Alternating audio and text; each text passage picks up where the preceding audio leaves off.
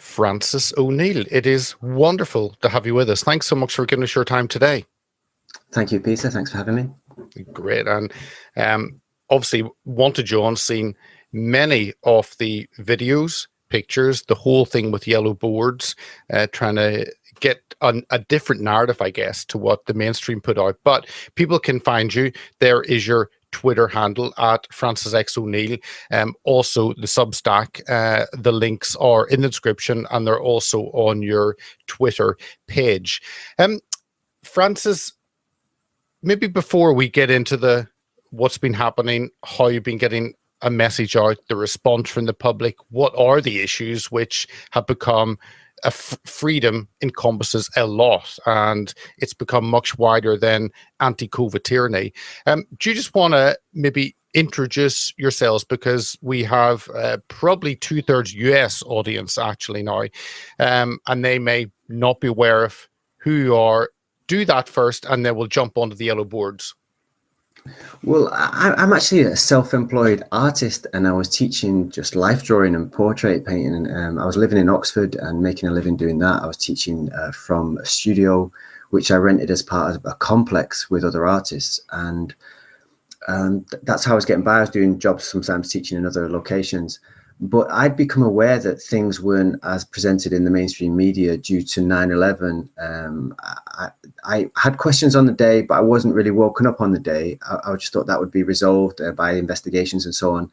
But as you know, with the prevalence of the internet, and you start to become aware that there are alternative theories out there, I started to look into that quite deeply. And once I became aware that was the official story of 9/11 was not true, I started to question other aspects of our society, our history, the way we were being told things, the way information was being presented to us. You start to question the sources. And so I underwent the process that a lot of people have gone on since 2020. I underwent it probably around from 2003 onwards. And so when 2020 came, I was already aware that this wasn't going to be true. This was another ruse. This was another means of control. It was part of a larger agenda, which we now know is called Agenda 2030, or it's the World Economic Forum calls it the Great Reset. And it's a means of removing our wealth and our sovereignty to control us. So from the very beginning in 2020, I thought something needs to be done about this. And this, I actually felt a sense of guilt that the 9/11 truth movement, which I'd been a part of, had not done enough. I remember the first day, I was waiting for people to arrive for my class and they didn't come and this was before the lockdown, a few days before it was officially announced. I thought, oh my gosh, they're all falling for it. We haven't done enough. And there's nobody here. There's no one at my class. I was waiting for people to turn up. And I thought, this is going to be bad. I actually had a real sense of dread and worry on that day, thinking they're really falling for it. And so I started to be very active very quickly. I emailed everybody that I knew on my mailing list for my classes, everybody, my peers who shared the studios with me. So I made my position known, which may have been a mistake professionally, and it cost me later because the people thought you were spreading the plague, and then you knew that you weren't going to be compliant. And so I was eventually forced out of the studio mid-2021 because I wasn't complying with any regulations. But I also got out on the street within about a month. I started making videos. I was making posts routinely anyway about the truth movement. But I'd say it was about April. I started to do the first outreach in the streets. I started making videos more to wake up my friends and family, and they did actually work. I did get through to my family. They didn't. Actually, and I never like to speak about what they didn't do, but there was an element of success there, I felt, and but in short, I became active. I eventually left Oxford because I'd lost my place of work, which was where I was making my income from. I lost that studio because I was forced out in 2021. So I ended up in London in 2022, and I became attached to the Yellow Boards, which is what you were referencing there. And this was this group, the Yellow Boards, actually, I saw first happening in New Zealand. There was a group of people along a street. A video went round probably around 2021, late 2021, of people questioning the vaccines, and they had yellow boards with slogans on them, every 50 yards along a stretch of road, and the questions would develop as the driver went past, and someone had filmed it from a car. Now this took on in England, and also with the rebels. We have a thing called Rebels in Roundabouts, which started in Stockport, one of the guys there actually said that he'd seen my videos from Oxford and it had helped sort of inspire or encourage him to get out and do that sort of thing. One of the guys who set up the Rebels and Roundabouts. And then, but yellow boards is not my invention. It's something that I've got involved with that was already ongoing by the time I arrived in London in 2022. And so what's happened is sort of, I'm not really an organizer or a maker of flyers and boards and things like that. So there are very hardworking people who do this, but I seem to be the one who, like an unofficial spokesperson, I'll speak to the camera and I'll speak to people. If someone comes to ask questions, they'll say, go and speak to him, he'll talk to you. And so that's my role. I just talk to people and present the information as best I can. Oh, your name keeps coming up. Francis O'Neill, yellow boards. Oh, yes. So there are a couple of things I want to pick up on that, but let me just play some of the clips from around London, just to give the viewers and listeners an idea of what happens in case they have not seen it. So let me just, the first one actually is Shepherd's Bush, I think. Let me see. Yeah, first one, Shepherd's Bush, which I know very well, just round the corner in West London. Let me just play this little clip, and then there are two others from London.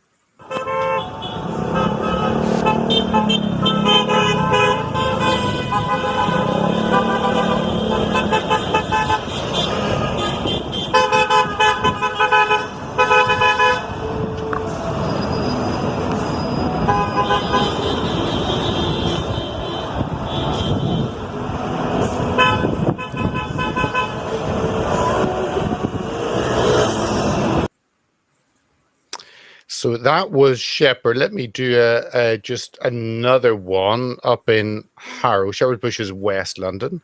Harrow is kind of northwest. And it's the same thing. And I want to ask you about kind of that response. You obviously hear the horns beeping on the cars. But here is northwest London and Harrow.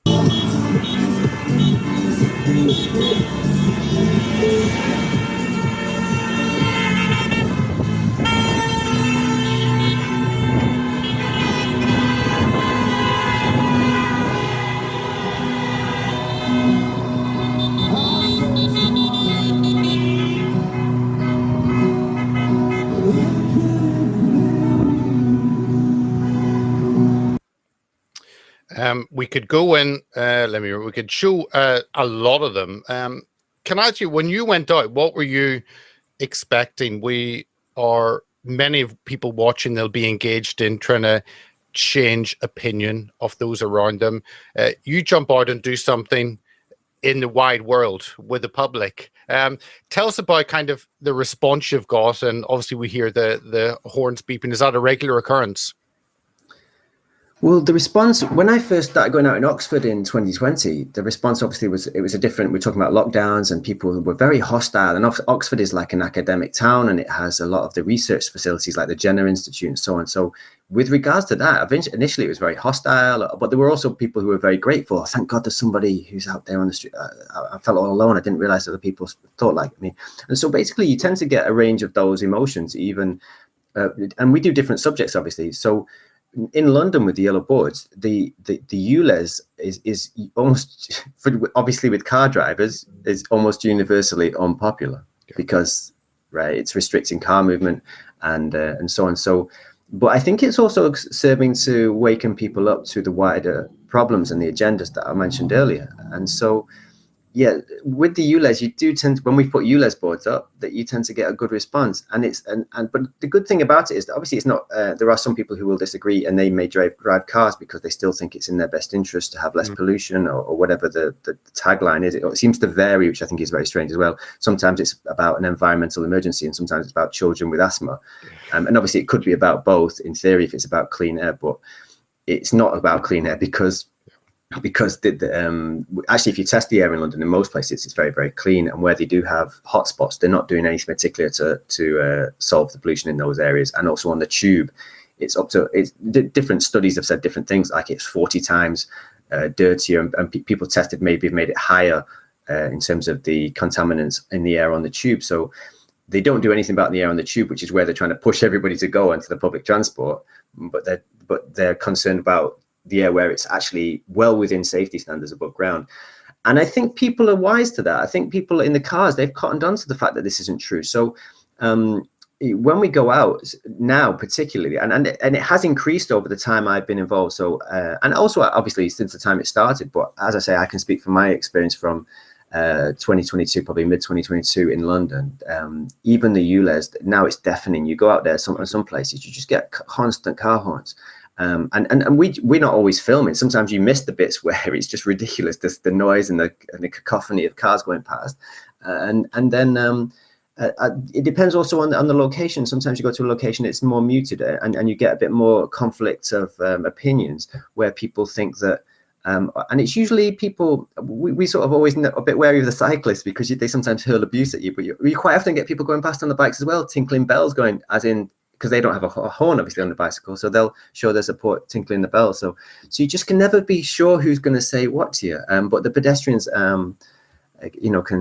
can be interested and say things to you, and then you get into dialogue, and sometimes people in the cars will say things like they'll say you're crazy, or I had a guy waving his asthma inhaler at me today. You don't care about me, and I'm saying, well, it's not about air. And I explained the things I've just mentioned about how the air is worse on the tube, and when you test the air, it's fine, and it's about control. And I try and make them aware of that. But we all try to be as non-confrontational as possible. But sometimes we get told we're killing children, and which is ironic if you actually look at what's going on in the world at the moment.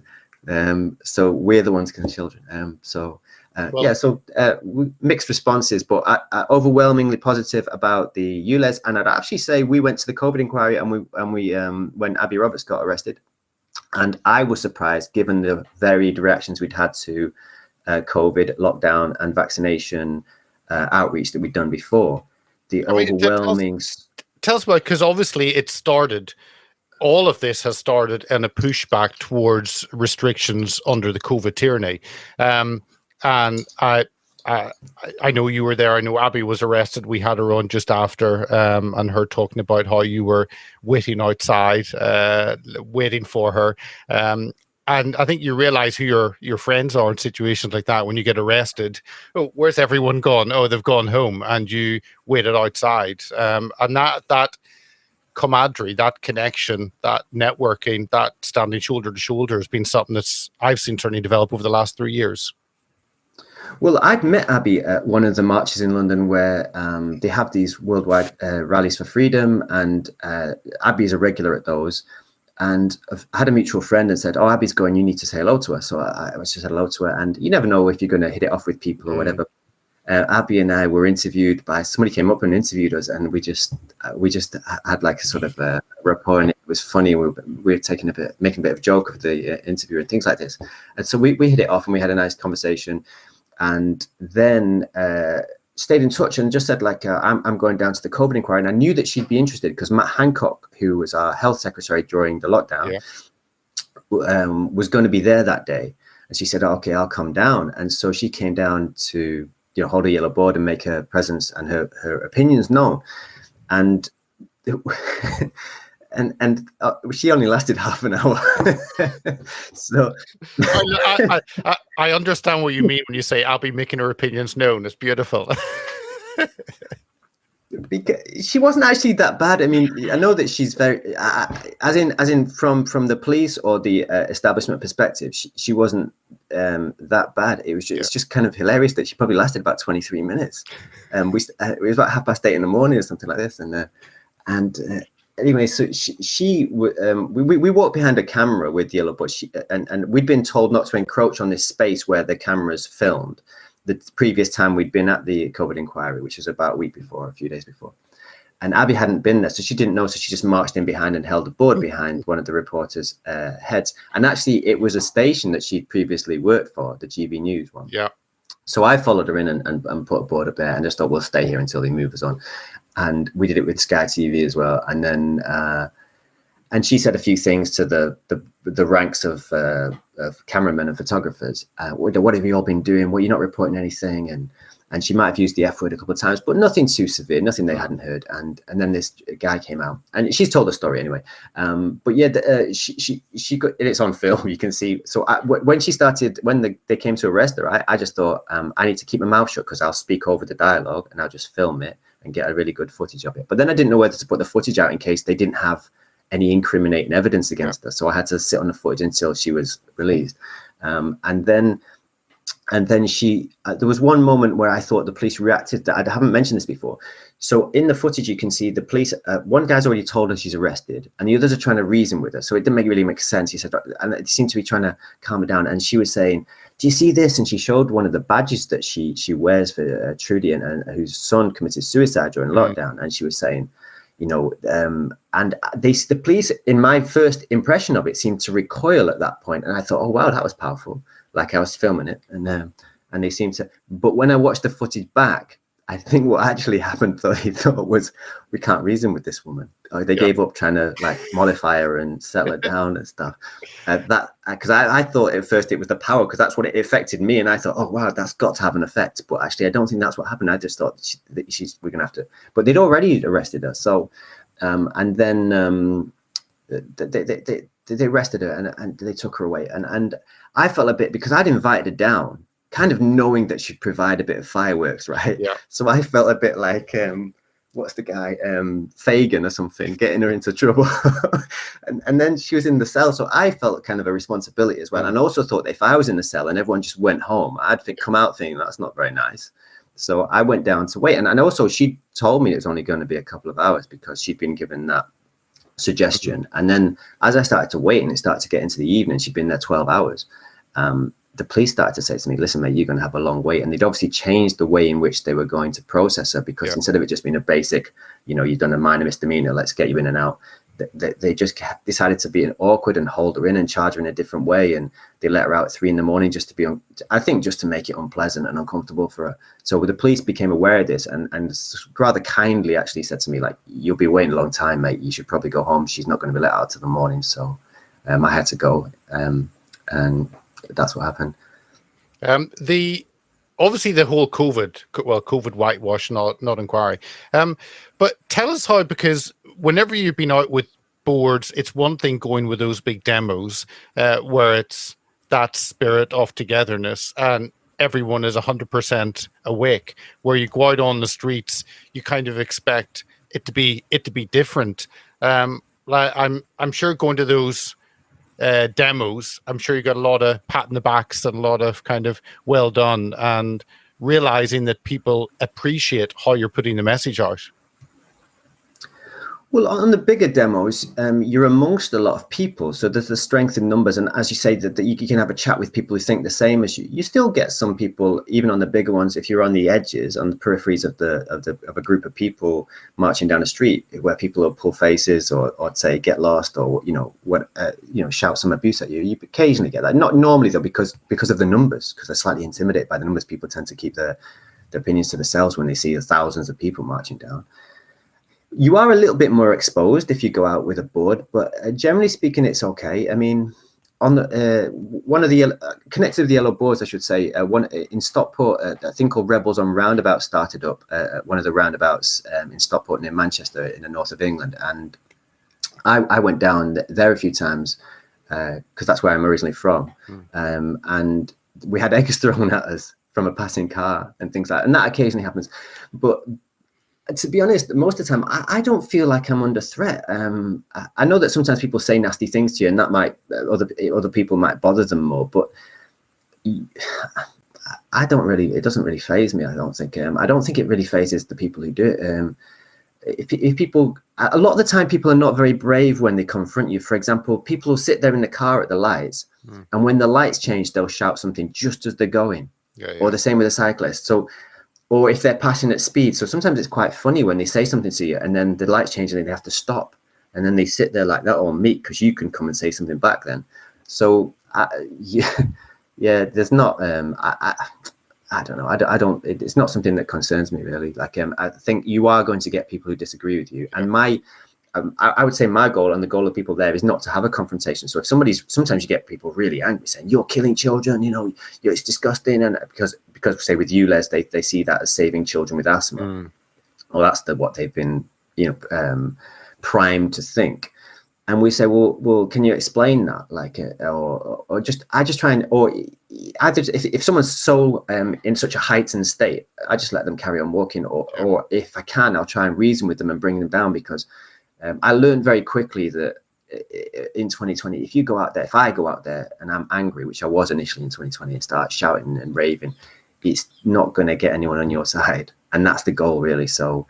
For the most part, we're there to have reasoned discussion and to share our views, and to make people even if we can't change their minds, obviously, and sometimes you can't do that instantly, is just to make people realize that we're not crazy, that we are coming from a reasoned position.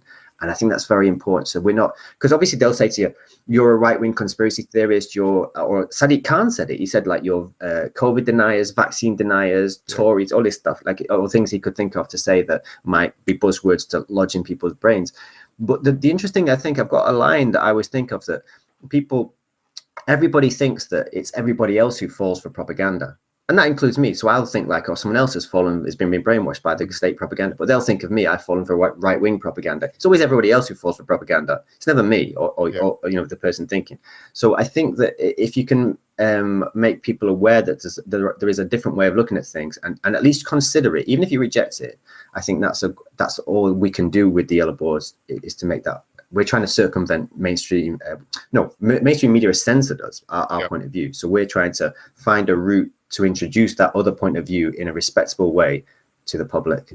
Yeah, it is about making people think and not having that argument, because that doesn't actually benefit you.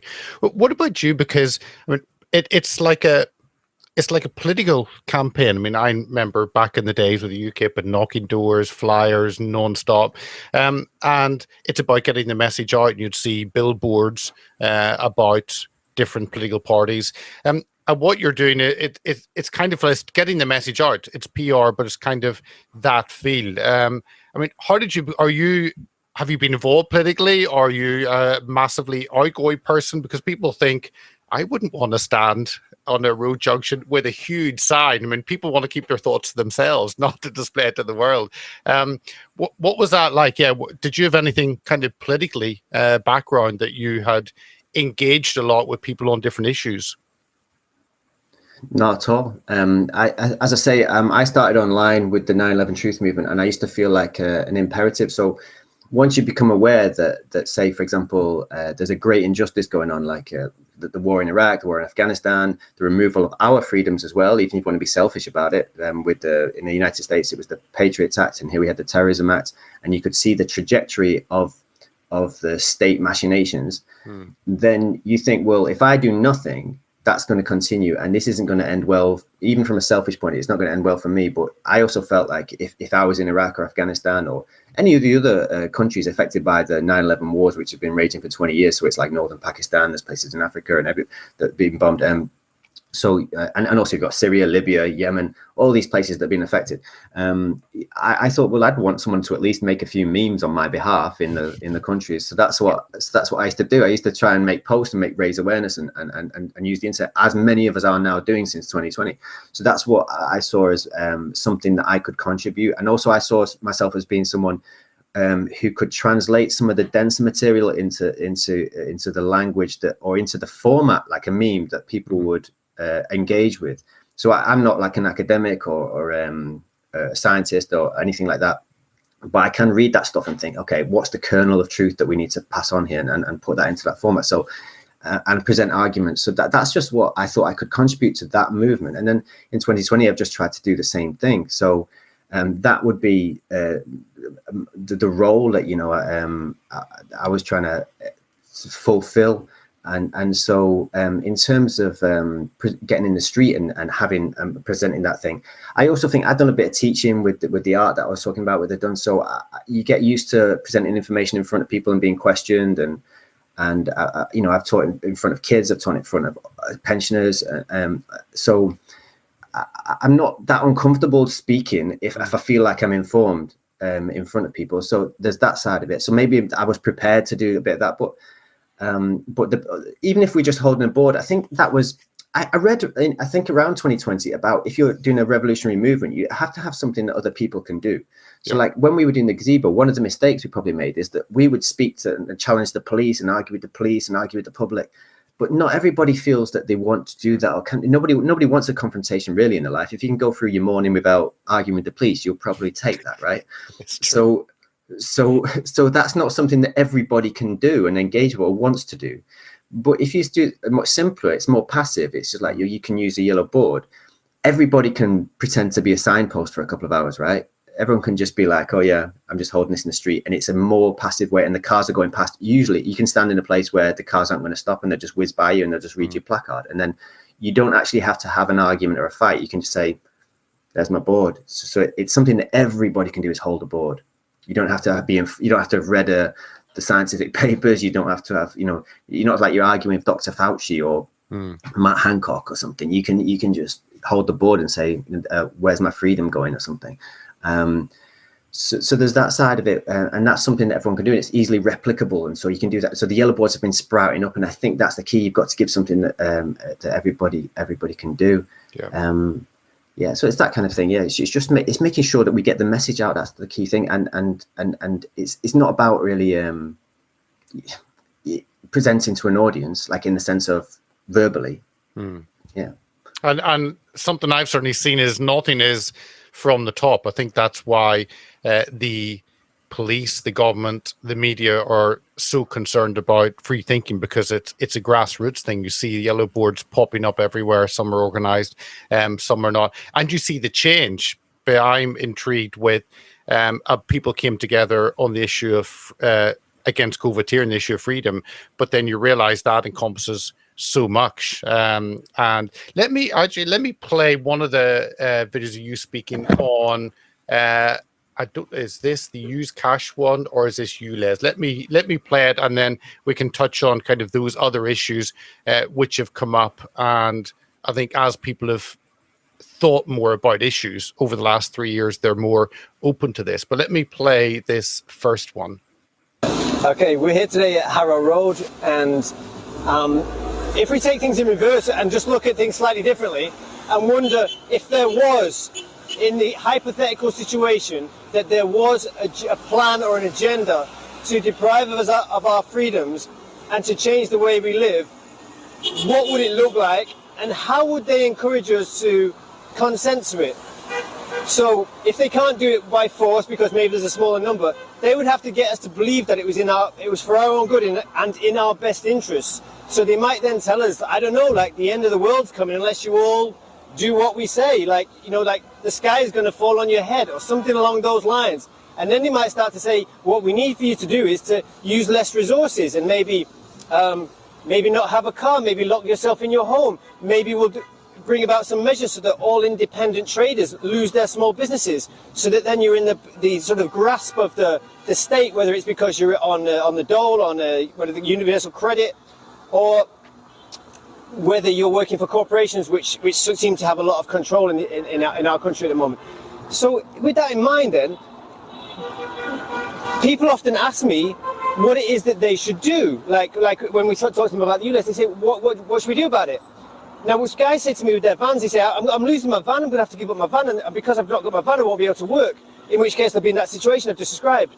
So that's a real problem. So if you then think about it, there's a guy called Alexander Solzhenitsyn who ended up in a labor camp in Russia, and old Alexander said, I wish we'd have got out there quicker when they first came to us with iron bars and pots and pans and done something about it. Now, I'm not suggesting you do that, but if you're going to lose your van anyway, and you're going to lose your job anyway, and be in state control, what other options have you got? Some people are using the options of taking down the cameras, and some people are not paying the fines. In fact, millions of pounds apparently are unpaid.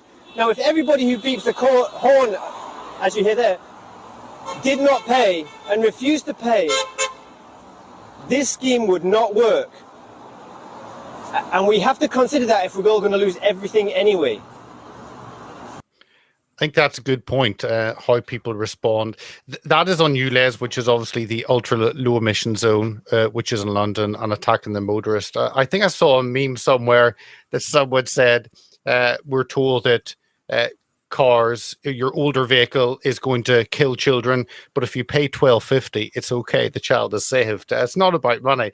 But tell us about it, because there's been massive support against the ULEZ with people cutting down cameras. I didn't think I would see that in Britain, that level of opposition and anger and law breaking. I thought, wow, something's broken in the spirit. It's not just the Brits shrugging their shoulders, which we think we saw in lockdown, but actually people are doing something. I mean, tell us about that in the response and how you see that pushback on the attack on the motorists. Okay, so I want to just say something that I should have said in response to your last question, but I forgot. But you're asking me about the yellow boards and what we're doing. That is that what we're trying to do with the yellow boards is do what the government did to us from 2020 onwards. So they put signs everywhere. They put arrows on the floor. They put everywhere you went. So we're trying to make it. They made it ubiquitous. It was just everywhere. Like the lockdown was everywhere. It was like, if you want a bus, it was on the radio, it was on a screen, it was on a poster, everything. Every public transport, shops, everywhere. You couldn't escape it. If you engaged in life outside your house or even inside your house through the screen, you were made aware that there was this virus and this lockdown and all this stuff. And that's what you were supposed to believe. So we have to use that sort of tactic against them and make it feel like, and also what they did is they made everybody feel like everybody believes the same thing. Yeah. So with the yellow boards, what we're doing is we're presenting a constant stream of, like if you're driving past, you'll see not just one, you'll see 2, 3, 4, 5, 6, 7, 8, 9, 10 yellow boards with these messages and repetitive messages. Yeah. And you'll hear the horns, which make you think, if you don't agree with us, why do all these other people agree? Why are all these horns going off? So it makes you feel like you're the minority, yeah. Which is the reverse of what happened in 2020 when you thought you were the minority if you didn't believe the government. So we're using the same sort of tactics there. And so there's that side of it. And also, I think what I'm suggesting in that video is if you can get someone to blow the horn, then that's an act of defiance. Like, it's just a little act of defiance. But that's how they got you. First of all, it was like just 3 weeks to flatten the curve. Yeah. Just 3 weeks, okay, or 2 weeks in the States. And then it's like, okay, just another 3 weeks, just a mask. So we're starting off with just blow your horn. Right, and then if you can hear everyone blowing the horn, then you can think, okay, what's the next step then? Okay, maybe everyone agrees with me. Everyone else is blowing the horn. So like, then maybe, then they take the next act of defiance. Now we can't volunteer that and suggest that people do that because on video or anything else like that, because it's illegal to encourage people to break the law. All we can do is point to the options, right? And so the response there that you're seeing about the defiance in London, people cutting down the cameras. There are some of us who know, I mean, some people say we think we know, but we've read the agendas, it's documented what this plan is. Yeah. So it's not, as you said, it's not about money. They can they print the money anyway. They could print all the money they want. These people are not short of money. They're not short of control in a way. But so they're trying to change the nature of humanity. They're trying to control us to the point where they make us into drones that service the elite class who still fly about and use private jets and cars and whatever else they want and have the dominion over the countryside while we live in smart cities and are boxed in like little rabbit hutches. So if you know that, then as I pointed out there, then you take the Solzhenitsyn idea of grabbing your iron poker or your pots and pans and beating them off in whatever way possible. So if you're still in a system where there is, a police force and you can get locked in jail. So what are the small acts of defiance you can do? You can not pay your fine and you can spray crazy foam over the ULEZ camera. So if you actually know that you're going to lose everything, then spraying foam over a camera is not that big a rebellion. And I think the people who know are taking down the cameras. They realize this is a pivotal moment. This is a bridge that we cannot cross. And so that is why you're seeing that. And whilst it's unusual for the British to be so rebellious, we don't really have a history of revolution. Yeah. If you understand what is happening, this is the time to stand up if there's ever been a time. So that is why the cameras are coming down. Now, not everybody is at that level. And the people who know something is not right, they know they can't afford it. And the people in the vans are saying, I'm being crushed and I can't, there's people just driving saying, I won't be able to visit my mum. Like, and I need to get there in the car, or she needs a lift, or whatever it is. And there's people who are losing their businesses because they rely on their van for their business to take all their tools to work and so on. So they know they're losing something. So if we can just nudge them along to, I nudge as in the nudge unit. If we can use that same psychological nudging, that you're not alone, loads of people agree with you.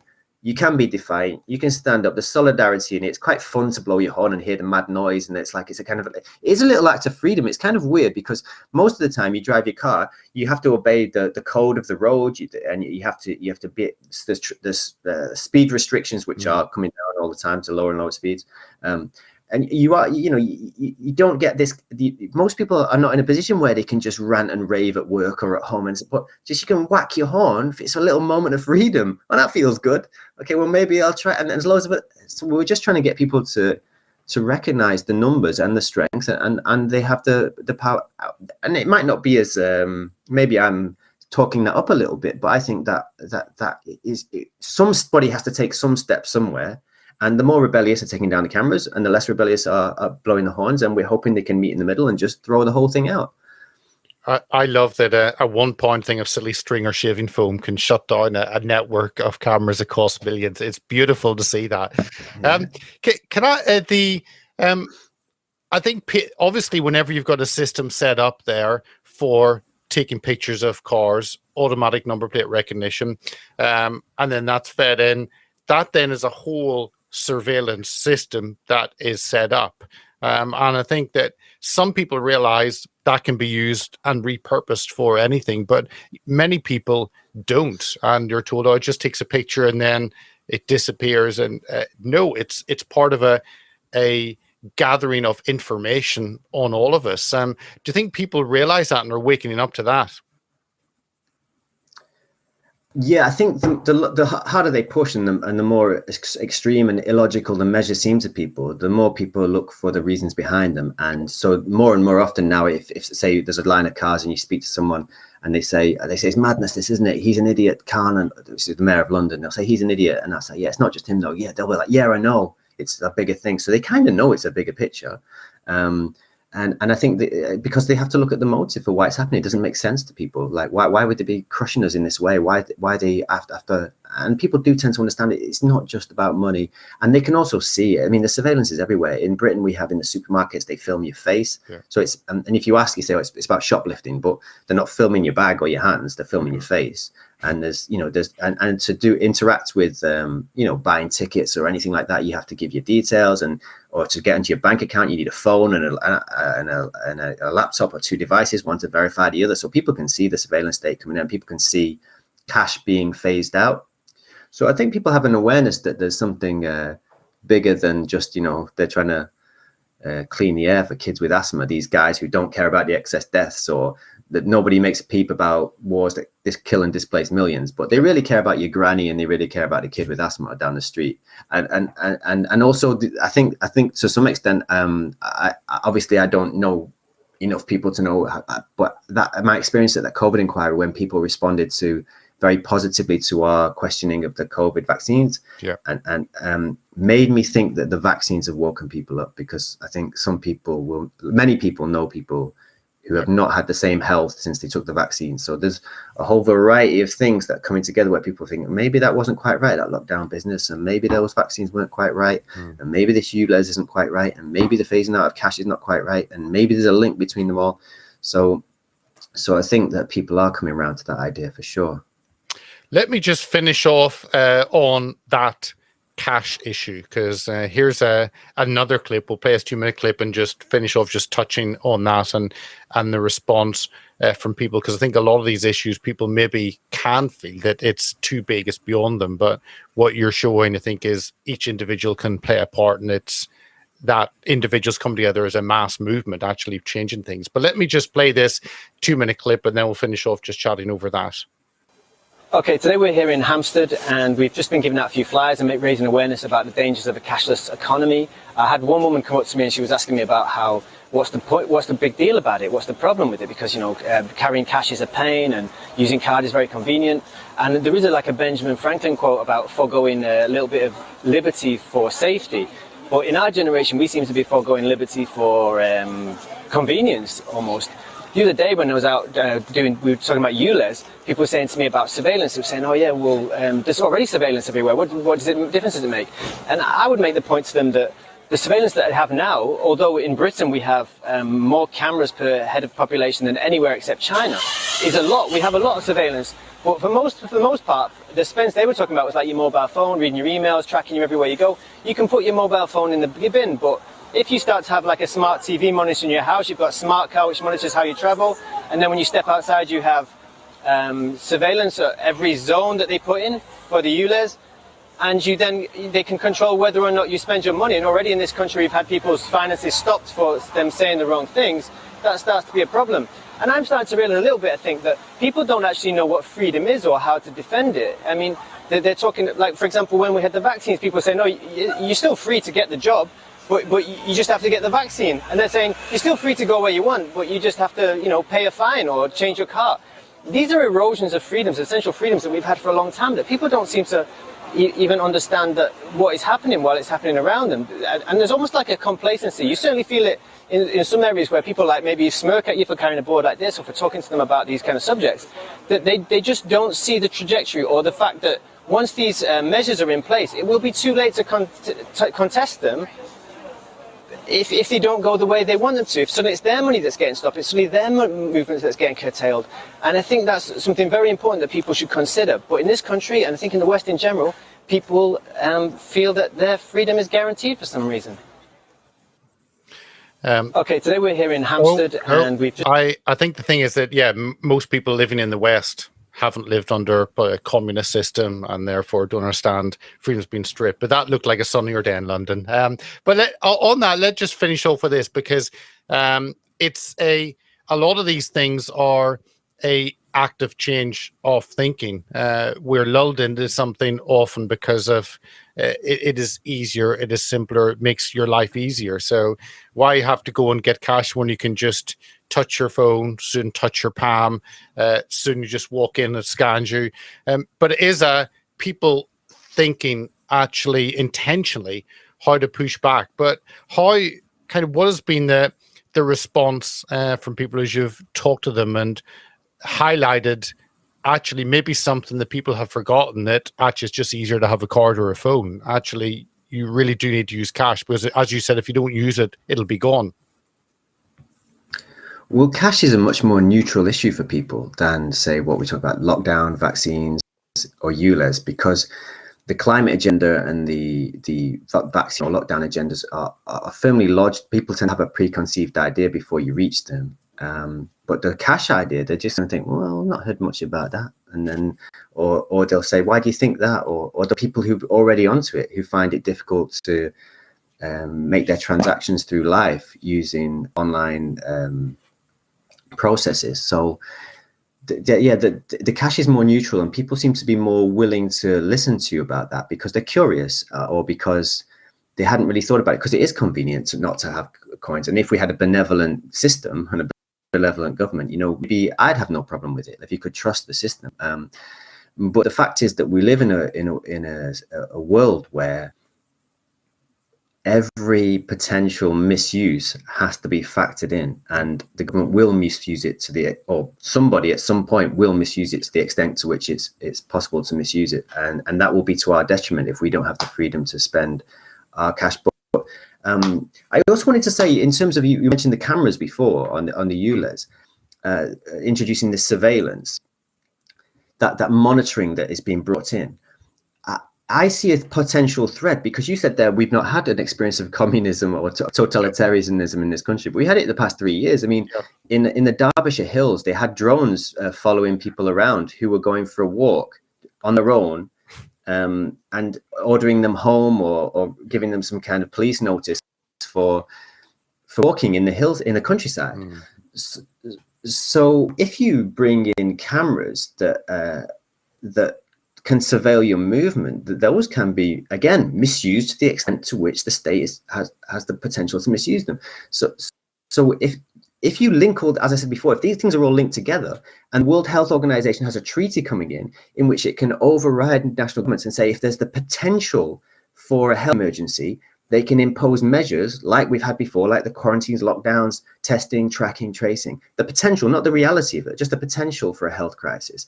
And then you have these zones that are surveilled, we saw the technology that they had with drones that they used for people in the countryside, if they've got the technology to shut down zones, we already know in this country that they shut down what they call tiers. No, they shut down areas into what they call tiers. Then what would stop them from shutting down an area where they said, oh, this area's had an outbreak because the PCR test, which is not fit for purpose, said that one person, two people had a nosebleed, or they had a cold. They could use the surveillance to shut that down. So I think that the experience of totalitarianism over the past 3 years has made people more alive to the fact that these powers can be misused. So when we go out and speak about these things like Ulysses or cash, and you say to them, you might need your freedom sometime, you might need to be able to get into that shopping center. I mean, in some of the shops, they started to use the one-way arrows on the floor, and some of them had doors with traffic lights on them, so you could go in this door and not this door. It's only one step away from locking you out if they see you as a plague carrying vermin, which is kind of the way they characterize you anyway, because both these schemes, the COVID scheme and the ULEZ scheme, characterized, first of all, they make the air out to be poisoned, as in it's dangerous for you to breathe the air, whether it's ULEZ with cars, and both of them, the agent poisoning the air is the human being. So you are the vermin that is the blight upon the earth, and essentially when they say they need to stop the spread, they're talking about people. They need to stop the spread of people. We need to stop them driving around. We need them to stay in their homes. We need to stay in the smart cities and all these things. Now, people might not have it crystallized in that way in their head, but they're aware that something happened over the past 3 years that was a bit weird, and they're aware that they will remember that it wasn't nice to be locked in their homes or prevented from going to shops and supermarkets and nightclubs and pubs and clubs and doing all the normal pleasures of life. So if you start to say to them, the cash could be used in a way, the absence of cash could be used in a way to control your purchases or your movements, and would you? I say to them a simple question as well: would you like it if I had control over how you spent your money, or any other person, like an abusive husband or a wife or a father or mother, whatever? Just some third party could say whether or not you spend your money or where and when you spend your money. They can connect with that. They don't want a third party involved with their money. Some people think you're mad. Obviously, there's still always that range of opinions. But I think that's something that people can very easily identify with, and it's not laden with the same belief system that, like, belief in the global warming is, or in the magic cold that didn't exist for some protests and did for others, or that kind of thing. So it's not laden with that kind of propaganda onslaught. You can just say to them, there's something, cash is your freedom, you need to have control over how you spend your money, and they'll go, all right, I hadn't thought of that. Francis, I appreciate you coming on, and it's a whole range of issues which have sprung up. COVID tyranny, cash, ULEZ, net zero, surveillance. There are huge issues, but love what you do with the yellow boards, and I'll be looking forward to getting you on. I love having people on who I don't know, who I never met before, and have them on chat. So thanks so much for coming on today and sharing what you're doing with the yellow boards. Thank you for having me, Peter. It's been a pleasure.